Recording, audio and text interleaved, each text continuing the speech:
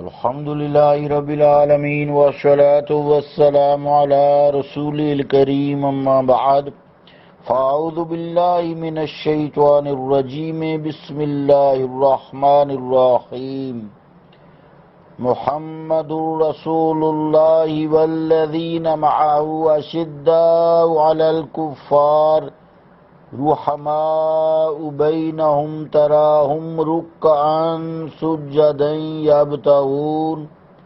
يبتغون فضلا من الله ورضوانا سيماهم في وجوههم من أثر السجود ذلك مثلهم في التوراة ومثلهم في الإنجيل كزرع أخرج شطأه فآزره فاستغلظ فاستوى على سوقه يعجب الزراع ليغيظ بهم الكفار وعد الله الذين آمنوا وعملوا الصالحات منهم مغفرة وأجرا عظيما صدق اللہ العظیم۔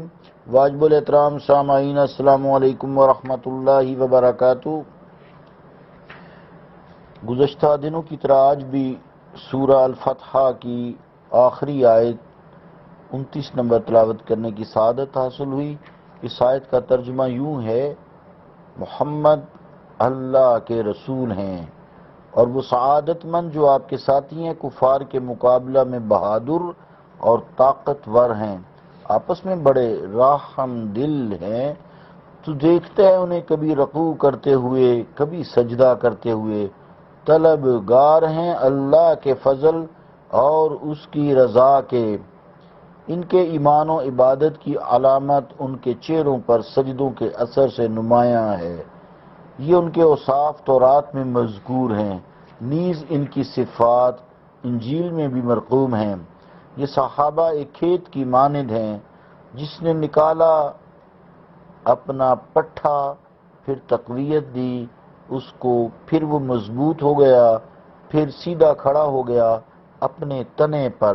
اس کا جوبن خوش کر رہا ہے بولنے والوں کو تاکہ آتش غیظ میں جلتے رہیں انہیں دیکھ کر کفار۔ اللہ نے وعدہ فرمایا ہے جو ایمان لے آئے اور نیک اعمال کرتے رہے ان سے مغفرت کا اور اجر عظیم کا۔ اللہ کا قول سچا ہے جو بڑی ہی عظمت والا ہے۔ عزیزان گرامی قدر، السلام علیکم ورحمۃ اللہ وبرکاتہ۔ اس آیت کا جو تشریح ہے وہ سیماہم فی وجوہ من اثر السجود سے پہلے آیت کی ہم نے کل کی ہے۔ آج یہاں سے اس کی تشریح شروع کرتے ہیں۔ سیما کا جو معنی ہوتا ہے یہ علامت ہوتی ہے۔ تفسیر قرطبی زیر آیت ھذا جز 16 صفحہ 293۔ مراد یہ ہے کہ یعنی جو قدسیوں کی اس جماعت کو پہچاننا مشکل نہیں ہے، صحابہ کرام کی مراد ہے، ان کے چہروں پر نور ایمان کے جلوے صاف دکھائی دیتے ہیں۔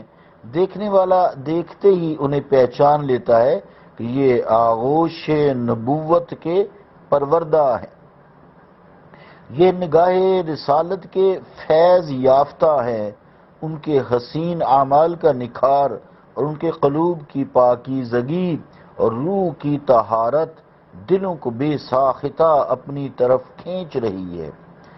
سیما سے مراد وہ گھٹا نہیں جو عام طور پر پیشانی پر نمودار ہو جاتا ہے۔ سیما سے گٹھا سا ہوتا ہے نا، جو محراب جسے کہتے ہیں، سیما سے مراد وہ گٹھا جو ہے نا، اس کو گٹھا سا کہتے ہیں۔ محراب بھی لوگ کہتے ہیں کالے سے رنگ کا پڑ جاتا ہے ماتھے پہ یا پاؤں پہ بھی ہوتا ہے، تو اس سے مراد وہ پیشانی والا جو محراب ہے سجدوں کی وجہ سے پڑ جاتا ہے وہ مراد نہیں ہے، کیونکہ اگر ایسا ہوتا تو عبارت پھر یوں ہوتی: سیماہم فی جباہہم، کہ ان کی پیشانیوں پر نشانیاں، بلکہ اس سے مراد وہ نور باطن ہے جو ان کے چہروں پر نمایاں ہوتا ہے۔ روح المعانی زیر آیت ھذا جز 26 صفحہ 125۔ علامہ سید محمود آلوسی لکھتے ہیں کہ مجاہد سے دریافت کیا گیا کہ کیا اس سیما سے مراد وہ نشان ہے جو پیشانی پر ظاہر ہو جاتا ہے؟ فرمایا نہیں، بسا اوقات اونٹ کے گھٹنے کے برابر نشان کسی شخص کے ماتھے پر ہوتا ہے، اس کے باوجود اس کا دل پتھر سے زیادہ سخت ہوتا ہے۔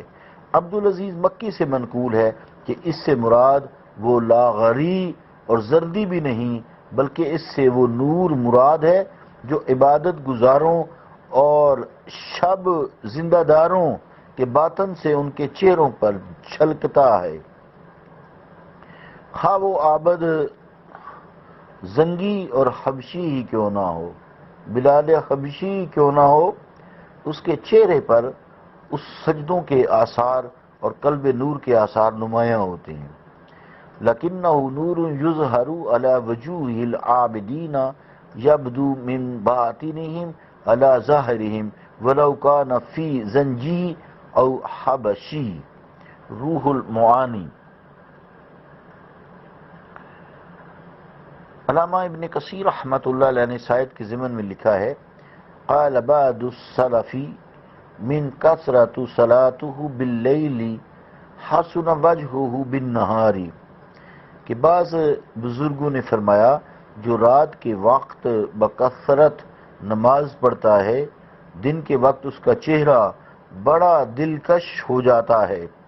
حضرت جابر رضی اللہ تعالیٰ عنہ سے یہی الفاظ حضور کریم صلی اللہ علیہ وآلہ وسلم سے مروی ہیں، لیکن ابن کثیر کہتے ہیں وَالصَّحِيحُ أَنَّهُ مَوْقُوفٌ وَقَالَ بَعْضُهُمْ إِنَّ لِلْحَسَنَةِ نُورًا فِي الْقَلْبِ وَضِيَاءً فِي الْوَجْهِ وَسَعَةً فِي الرِّزْقِ وَمَحَبَّةً فِي قُلُوبِ النَّاسِ۔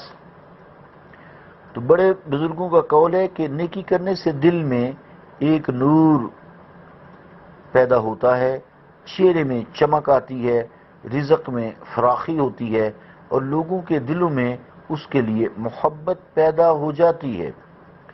امیر المومنین حضرت سیدنا عثمان غنی رضی اللہ تعالیٰ عنہ کا ارشاد ہے، ما اسر احد سریرۃ الا ابداها اللہ تعالی علی صفحات وجهہ وفلقات لسانہ، یعنی جو شخص کوئی چھپ کر کام بڑی رازداری سے کرتا ہے، اللہ تعالیٰ اس کے آثار اس کے چہرے اور اس کے کلام میں نمایاں کر دیتا ہے۔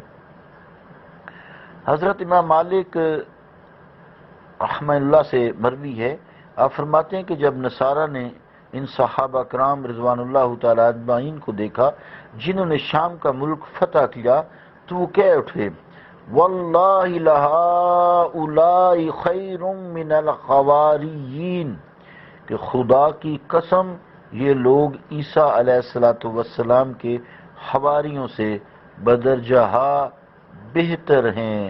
الصحا جلد 5 صفحہ 1816۔ عزیزان گرامی قدر، آگے جو لفظ مسل ہے، امام لغت جوہری مثلاً کے لفظ کی تحقیق کرتے ہوئے لکھتے ہیں مثل الشیء ایزن صفتہ صحا، یعنی مثل دوسرے معنی کے علاوہ ایک یہ بھی ہے کہ کسی چیز کی صفت حالت کو مثل کہتے ہیں۔ آگے لفظ ہے نا یہ فی وجوہ من اثر ذالک مثلہم، تو یہ جو مثل ہے نا اس کو کسی چیز کی صفت اور حالت کو مثل بولا جاتا ہے۔ قال ابن سیدہ ومنہ قول تعالی مثل الجنة التي وعد المتقون، وقال ابو اسحاق معنہ صفت الجنہ تاج العروس لسان العرب۔ ابن سیدہ کہتے ہیں کہ اس آیت میں بھی مثل کا معنی صفت ہے، ابو اسحاق سے بھی یہی معنی منقول ہے۔ اب اس آیت کا مفہوم ہوگا کہ میرے رسول کے صحابہ یہ وہ اوصاف اور صفات ہیں ان کی جو تورات اور انجیل میں بھی ذکر کی گئی ہیں۔ بعض نے تورات پر وقف کیا ہے، ان کے نزدیک مثلٌ فی الانجیل کا تعلق اگلے جو جملہ ہے کزرع سے ہے، کزرع اخرج شطأہ، یعنی یہ تو وہ اوصاف ہیں جو تورات میں مذکور ہیں، انجیل میں ان کی جو صفت بیان کی گئی ہے اس کا ذکر کزرع اخرج سے ہو رہا ہے۔ عزیزان گرامی قدر، اللہ رب العالمین ہمیں قرآن کریم کو سمجھنے اور اس پر عمل کرنے کی توفیق عطا فرمائے۔ وما علینا الا البلاغ۔